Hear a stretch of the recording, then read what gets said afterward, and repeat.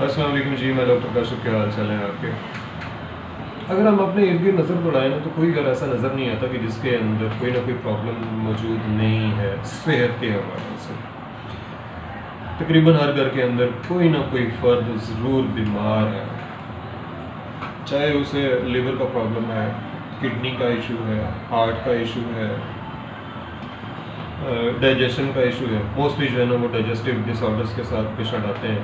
लोग जो है उनको कॉन्स्टिपेशन, डायरिया, हार्ट बर्न, इस तरह की दूसरी तीसरी जो है ना वो प्रॉब्लम्स फेस करना पड़ती हैं और वो कंप्लेंट करते हैं कि जी हमें ये प्रॉब्लम है। ठीक है, ओबेसिटी है, हार्ट की प्रॉब्लम है, कोलेस्ट्रॉल के इश्यूज हैं, ये सारी चीज़ें होने की बुनियादी वजूहात में से चंद एक आप लोगों को भी पता है। एक तो हमारी डाइट का प्रॉपर ना होना, हाइजेनिक ना होना, उसके अंदर पेस्टिसाइड्स का इस्तेमाल होता है। ठीक है, आर्टिफिशियल और सिंथेटिक डाइट जो है वो प्रोड्यूस की जा रही है और उसकी वजह से फिर डिफरेंट डाइजेस्टिव डिसऑर्डर्स जो हैं वो डेवलप होते हैं। पानी जो है वो हमारा साफ़ सुथरा नहीं है, हवा आबो हवा हमारी साफ़ सुथरी नहीं है, स्ट्रेस जो है तकरीबन हर बंदे के अंदर पाया जाता है किसी न किसी हवाले से, चाहे वो सोशियो इकनॉमिक कंडीशंस हो उनकी वजह से स्ट्रेस हो या फिर अपनी सेहत को लेके। ये सारे फैक्टर्स मिल के किसी भी इंसान को बीमार करने के लिए काफ़ी होते हैं, लेकिन इनसे बचा जा सकता है? सवाल ये है, बिल्कुल बचा जा सकता है अगर हमारी इम्यूनिटी ठीक हो, वेरी फर्स्ट ऑफ ऑल। दूसरे नंबर जो सबसे इम्पोर्टेंट चीज़ है वो ये है कि क्या जो मैंने मतलब कि मेरा एक्सपीरियंस है और जिसके ऊपर वर्कआउट करते हुए मैं ये इस नतीजे पे पहुंचा हूँ कि ये भी बहुत हेल्पफुल होता है। और वो तरीका वो चीज़ वो क्या है, वो ये है कि क्या हमारी बॉडी की क्लेंसिंग हो रही है, हमारी बॉडी की डिटॉक्सिफिकेशन हो रही है। हम इतनी सारी चीज़ें खा रहे हैं, हम इतनी सारा पानी पी रहे हैं, डिफरेंट ड्रिंक्स की शक्ल के अंदर, चाय है, कॉफ़ी है, एनर्जी ड्रिंक्स हैं, दूसरे तीसरे मतलब इस तरह की चीज़ें। ठीक, अब उनके अंदर केमिकल्स मौजूद है ना, तो ये केमिकल्स जो हैं उनका प्रॉपर तरीके से उनके एक्सक्रीशन होना, जिस्म से खारिज होना, वो भी तो ज़रूरी है ना। लेकिन 100% ऐसा होता नहीं है। क्या होता है कि आहिस्ता आहिस्ता थोड़ी थोड़ी मकदार के अंदर हर बार हर खाने के बाद कुछ ना कुछ जो है वो हमारे जिस्म के इन ऑर्गन्स के अंदर मौजूद रह जाता है। जब वो चीज़ें, वो वेस्ट प्रोडक्ट्स, वो केमिकल, एक्स्ट्रा केमिकल्स जो कि जिस्म से खारिज नहीं हो पाते हैं तो इन ऑर्गन्स के अंदर मौजूद रहते हैं, तो इन ऑर्गन्स की अपनी जो वर्किंग कैपेसिटी है, फिल्ट्रेशन है, वो मुतासर होती है, वो ख़राब होती है, जिसकी वजह से आहिस्ता आहिस्ता इन ऑर्गन्स की जो अपनी वर्किंग है वो कम हो जाती है। वो प्रॉपर तरीके से जिस्म के अंदर से सफाई नहीं कर पाते हैं। ठीक है, तो इसलिए फिर हमें कुछ ऐसी डाइट के अंदर, कुछ अपने लाइफस्टाइल के अंदर ऐसी चेंजेस करनी चाहिए, कुछ कि जिसकी वजह से हमारा बॉडी के अंदर से क्लेंजिंग भी हो सके और इसकी डिटॉक्सिफिकेशन भी हो सके। वो क्या मेथड्स हैं, वो क्या तरीक़ेकार हैं? Very first of all lifestyle changes की अगर बात की जाए तो लंग्स के ऊपर फोकस करते हैं। तो लंग्स की डिटॉक्सिफिकेशन तो नहीं होती है, लेकिन इसकी क्लेंजिंग होना जो है ना वो बहुत ज़रूरी है। इसकी क्लेंजिंग के लिए ज़रूरी ये है, और सबसे आसान तरीका ये है कि सुबह के वक्त उठा जाए, अर्ली इन द मॉर्निंग। ठीक है, तो गहरे लंबे लंबे सांस जो है ना वो लिए जाए।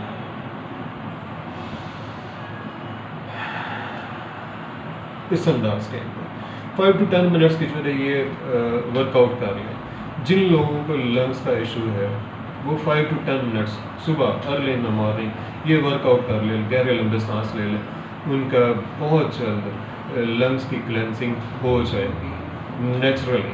ठीक है, अच्छा, उसके बाद फिर डाइजेशन की अगर बात करें तो डाइजेशन के लिए पहले ज़मानों के अंदर लोगों को जो है ना वो लग्जेटिव दिए जाते थे, साल में कम से कम एक बार जो है उससे फिर उनका पेट जो है वो बहुत अच्छे तरीके से साफ़ हो जाता था। ठीक है, उनकी सेहत ठीक रहती थी, खुराकें भी खालिस थी। खुराकें खालिस होने के बावजूद वो जो लोग हैं वो साल में एक बार ज़रूर लग्जेटिव्स का इस्तेमाल किया करते थे, जिससे उनका पेट अच्छे तरीके से साफ़ हो जाता था।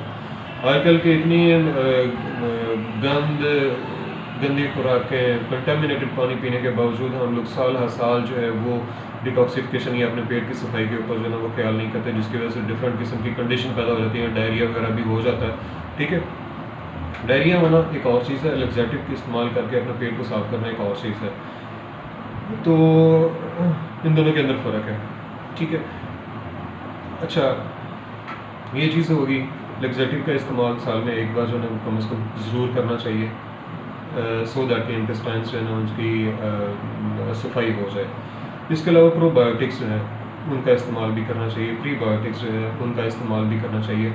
प्रोबायोटिक्स के अंदर होते हैं दही का इस्तेमाल, प्रोबायोटिक्स के अंदर होता है पनीर का इस्तेमाल, चीज़ जिसको बोलते हैं। ठीक है, उसका इस्तेमाल वो करना चाहिए सो दैट के आपके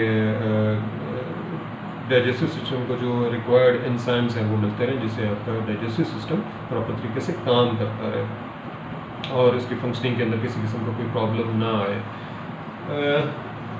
लिवर की डिटॉक्सिफिकेशन और किडनीज़ की डिटॉक्सिफिकेशन के लिए डिफरेंट किस्म के जो है ना वो चीज़ें मौजूद होती हैं। हाँ, एक चीज़ और आपके साथ आपको बताता चलूँ, जो लोग लंग्स के साथ प्रॉब्लम में है, अगर तो वो स्मोकर है तो अपनी स्मोकिंग को जो है ना वो छोड़ दें। ठीक, या छोड़ नहीं सकते, मुश्किल काम है, तो फिर उसे ज़रा थोड़ा कम कर लें। ठीक है, अच्छा उसके लिए इंटेस्टाइन्स के लिए साइलम हस्क, इसबगोल का छिलका हफ्ते में एक बार, हफ्ते में 2 बार, अगर आप डेली भी ये ले लें तो उसमें भी कोई हर्ज नहीं है। 1 महीने के लिए कम से कम जो है ना वो डेली बेसिस के ऊपर ले लें, उससे भी अच्छे तरीके से पेट जो है ना वो साफ़ हो जाएगा और दूसरी तीसरी चीज़ें जो उसकी प्रॉब्लम्स हैं वो भी क्लियर हो जाएंगी।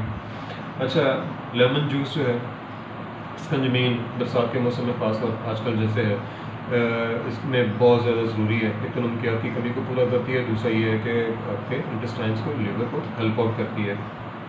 जिंजर का इस्तेमाल, गार्लिक का इस्तेमाल, बीट रूट जो है, ग्रीन टी जो है, ये चीज़ें, और सब्जियों के अंदर अगर आप कैबेज की बात करें, फ्रेश फ्रूट्स की अगर बात करें, ब्राउन राइस की अगर बात करें, तो ये सब चीज़ें अच्छी हैं आपके डाइजेस्टिव सिस्टम को बेहतर करने के लिए। ठीक है,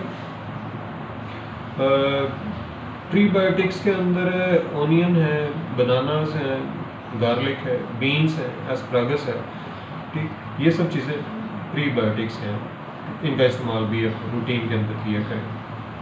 और डाइजेशन के लिए और डिटॉक्सिफिकेशन के लिए लास्ट पे जो सबसे ज़रूरी चीज़ है वो आपका हाइड्रेटेड होना है, आपके जिस्म के अंदर पानी की मिकदार का पूरा होना वो शर्त है। गर्मियों के अंदर 12 से 15 गिलास पानी लाजमन पिएँ, सर्दियों के अंदर 8 से 10 गिलास लाजमी पानी के इस्तेमाल करें। ठीक है, प्लेंटी ऑफ वाटर इस्तेमाल करें। फाइबर रिच फूड जो है, फाइबर रिच फ्रूट्स जो है वो उनका इस्तेमाल करें, सो दैट कि आपका नेचुरली आपका डाइजेशन भी ठीक हो, आपका किडनीज, आपके लिवर जो है वो भी प्रॉपर तरीके से अपनी फंक्शनिंग के अंदर वापस आ सकें और इनकी डिटॉक्सिफिकेशन हो सके। ये तो थी नेचुरल तरीके के भी, किस तरीके से naturally without using any medicine जो है वो आप इसको कर सकते हो, डिटॉक्सिफिकेशन कर सकते हो। अब रेमेडीज़ कौन कौन सी हैं, मेडिसिन जो हैं वो कौन कौन सी हैं जो डिटॉक्सिफिकेशन के लिए दी जा सकती हैं, तो उनके ऊपर मैं आपको बताता हूँ। मैंने एक लिस्ट जो है ना वो तैयार करी है जो हम अपने पेशेंट्स के अंदर यूज़ करवाते हैं। ठीक है,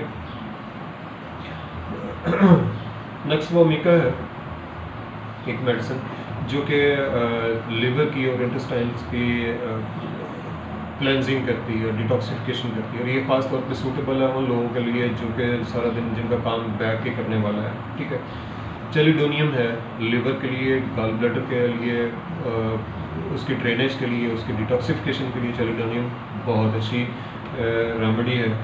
हाइड्रास्टस है, ये भी चेलिडोनियम की तरह लिवर, गॉल ब्लैडर और इंटेस्टाइन्स के अंदर जो है वो डिटॉक्सिफिकेशन और उसकी क्लेंजिंग के लिए हेल्पफुल होती है।